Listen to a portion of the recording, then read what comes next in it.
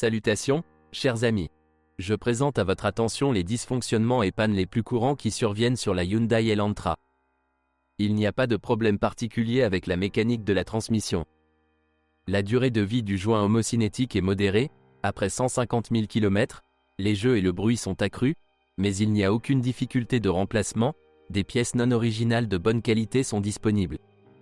Les trépieds internes sont généralement plus fiables que les joints externes. La seule nuance est que si vous recherchez des remplacements spécifiquement pour Elantra, alors le choix n'est pas très large et les marques ne sont pas encourageantes. La situation est un peu meilleure si vous regardez les analogues de Soul et Seed. Pour eux, il existe des pièces GKN Speedan à un prix à peine plus élevé que celui des marques chinoises. La transmission manuelle à 5 vitesses de la série M56 CF1, associée à des moteurs 1.6, ne plaît pas à sa fiabilité exceptionnelle. La raison n'est pas la meilleure qualité des roulements et des joints d'huile faibles, et le joint d'huile de l'arbre d'entrée nécessite le démontage de l'unité pour le remplacer. Le différentiel est également faible.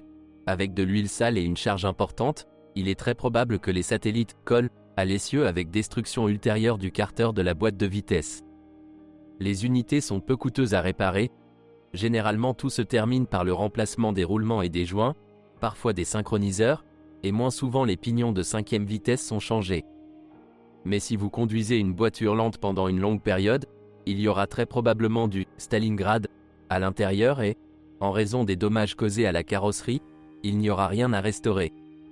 Le choix des unités d'occasion est vaste, car cette boîte de vitesse particulière se trouve sur la plupart des voitures Hyundai Kia équipées d'un moteur 1.6, y compris Solaris, mais il est difficile d'en trouver une entièrement fonctionnelle avec un faible kilométrage.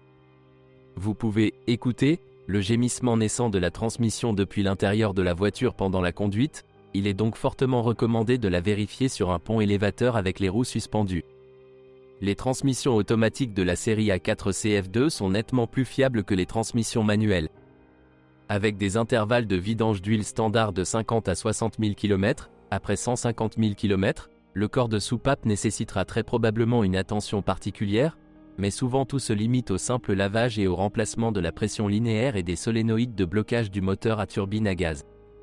Avec des kilomètres d'environ 200 000, une usure critique des garnitures du moteur à turbine à gaz et une contamination intense ultérieure de l'huile dans la boîte sont possibles. Et avec un fonctionnement prolongé avec de l'huile sale, non seulement le corps de la vanne en souffre, mais également la pompe. Si l'huile ne change pas, vous devrez tôt ou tard changer le couvercle et les engrenages, et souvent les bagues. Hélas, beaucoup de gens conduisent dans ce mode, et il est parfois plus facile d'en acheter un peu utilisé avec un kilométrage allant jusqu'à une centaine, de le trier et de l'installer à titre préventif, que de restaurer complètement un appareil déjà arrêté. Heureusement il existe un choix d'options utilisées. Si tout va bien avec la boîte de vitesse, il est recommandé de changer l'huile plus souvent, de la réchauffer plus longtemps en hiver et de la conduire moins. Et si vous travaillez dans des embouteillages en ville et ou si le climat de votre région est chaud, un radiateur de refroidissement externe supplémentaire s'avérera très utile. La plupart des voitures présentes sur notre marché sont équipées d'un moteur 1.6 d'une puissance de 122 chevaux. C'est un vieil ami G4FC qui est également utilisé sur Solaris. Le moteur est simple et très efficace. Une version avec régulateur monophasé est utilisée ici. La conception est typique des moteurs asiatiques des années 2000, bloc en aluminium, chemise en fonte, conception à course longue, chaîne de distribution, régulateur de phase, admission en plastique, injection distribuée et une conception très compacte, réalisée le plus technologiquement possible. Les problèmes typiques sont connus depuis longtemps, éventuelle usure précoce de la chaîne de distribution et éraflure du groupe piston, généralement associée à l'usure du catalyseur et à la conception de la jupe du piston. Mais, comme le montre la pratique, tous les G4FC ne sont pas également utiles. La version sur l'Elantra a étonnamment une durée de vie du groupe de pistons et de la chaîne de distribution plus longue que sur la Solaris. Les saisies ici sont rares. Avec des kilométrages allant jusqu'à 200 000 à 250 000 km, les moteurs n'ont presque pas d'appétit pour l'huile, limité à 1 litre pour 10 000 km. Avec un kilométrage d'environ 200 000, le catalyseur est généralement presque intact, commençant tout juste à s'effriter, et il est surprenant que même la chaîne de distribution à ce kilométrage soit généralement encore en bon état. Avec des courses supérieures à 300, vous rencontrez des voitures sans réparation majeure, mais sans problème sérieux et avec un appétit d'huile minimal, et non celle d'un taxi. Les raisons peuvent être devinées. Peut-être que l'Elantra s'appuie sur des moteurs assemblés non pas à Shandong, Chine, mais à Hwaseong, Corée. C'est peut-être dû à son radiateur plus grand et à son compartiment moteur plus spacieux. Peut-être qu'un filtre à air différent améliore les performances du moteur. Ou les Elantra ont simplement moins de kilométrage, ce qui améliore les statistiques, mais le fait est évident. Les propriétaires de ces voitures, en général, peuvent compter sur une durée de vie du moteur nettement plus longue que celle de Solaris, en l'absence de changement visible dans le moteur lui-même. Il y a quelques problèmes mineurs qui peuvent être mentionnés. Le carter en acier du moteur pourrit, parfois au point de provoquer des fuites d'huile. Le joint d'huile du vilebrequin arrière est faible.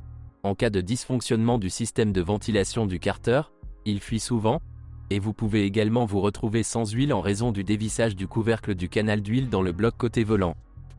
Ce problème a été résolu sous garantie, mais il est possible qu'une voiture se retrouve avec un problème. Souvent, les techniciens changent régulièrement le joint d'huile du vilebrequin arrière, mais ne parviennent pas à trouver un bouchon desserré. Le démarreur est faible. Lors du remplacement, pour des démarrages hivernaux plus sûrs, vous pouvez installer un analogue plus puissant, par exemple Bosch 0001 138 017. Le moteur de 2 litres ici appartient à l'ancienne série Beta 2, il s'agit du G4GC, une version à contrôle de phase variable, d'une puissance de 143 chevaux. Bloc en fonte, courroie de distribution avec chaîne courte reliant les arbres.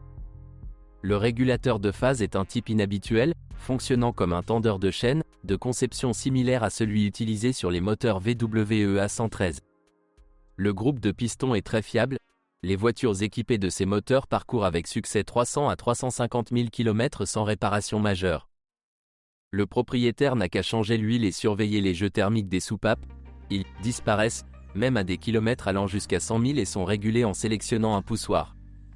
Le système de contrôle du moteur est très simple, ce qui est à la fois bon et mauvais.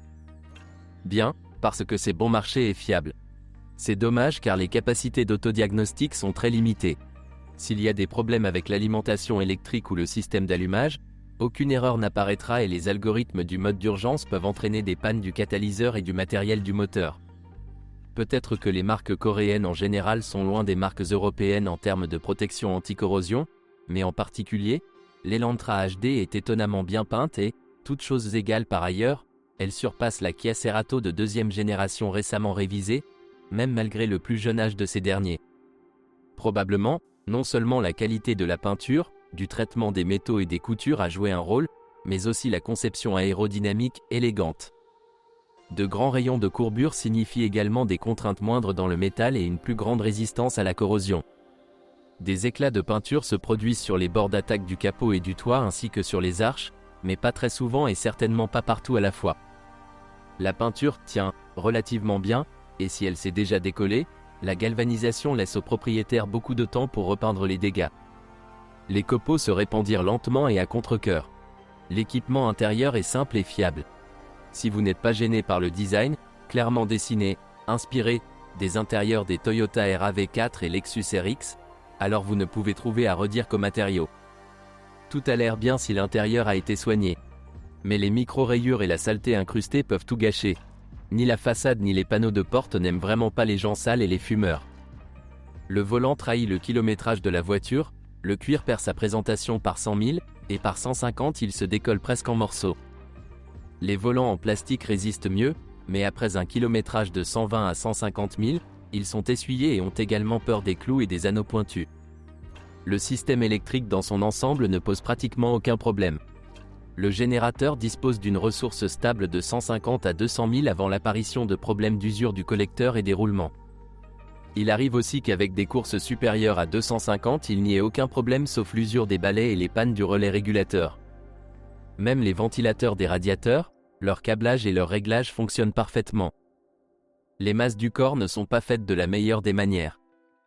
Dans nos conditions, au cours de la 10e année de vie, il n'assure presque certainement plus un contact stable, ce qui entraîne des tensions flottantes dans le réseau de bord et des dysfonctionnements des capteurs. Avec des conséquences allant d'écarts totalement inoffensifs dans le fonctionnement du moteur à des problèmes de démarrage en hiver et à une consommation excessive de carburant. Le câblage de la porte conducteur tombe également en panne, le faisceau peut se briser lors de courses de 100 000 et demi. Des pannes mineures de l'électricité intérieure sont très probables, les plus désagréables étant les problèmes mentionnés ci-dessus avec les vitres électriques et les pannes du volant, escargot. Le système de freinage est réalisé simplement, sans surprise.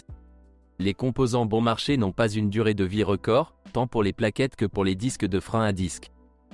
Un jeu de plaquettes durera 40 à 50 000 km pour un conducteur prudent, et les disques suffisent pour 2 ou 3 jeux de plaquettes, si vous n'abusez pas des amorces et des flaques d'eau. Dans les mécanismes de frein à disque arrière, une usure précoce des guides apparaît plus souvent que chez ceux avant. Après 3 ans de fonctionnement, ils se bloquent, et la lubrification et l'usure des soufflets ne font qu'aggraver la situation. Les anthères et les guides sur le devant sont plus fiables. Ils servent de manière assez fiable pendant 8 à 10 ans, si vous ne vous livrez pas à la graisse au cuivre. La suspension est assez fiable, jambes de force McPherson à l'avant, multibras à l'arrière. Les composants sont peu coûteux, les principaux éléments d'usure, rotules, roulement de roue, silent block de levier, sont remplacés séparément. Si vous entendez un coup, ne vous inquiétez pas. Il s'agit très probablement des bagues des jantes de force de la barre stabilisatrice. Elles se font remarquer par le bruit même avec un léger jeu. La suspension ne supporte pas très bien la conduite à pleine charge sur de mauvaises routes, celle arrière en souffre particulièrement. Si les conducteurs conduisant une voiture seule ou ensemble subissent de sérieuses réparations de suspension à un kilométrage de 100 à 150 000, alors littéralement quelques milliers de kilomètres avec 3 passagers à l'arrière et un coffre plein peuvent entraîner une révision complète de la suspension arrière et le remplacement de l'amortisseur. Absorbeur. La direction avec ESD est assez fiable. Les petits jeux et coups ne sont pas un problème. Il n'y a rien à fuir. Un serrage infructueux de la crémaillère est dangereux en raison du blocage, malgré le fait que le problème est le plus souvent résolu en remplaçant les bagues latérales.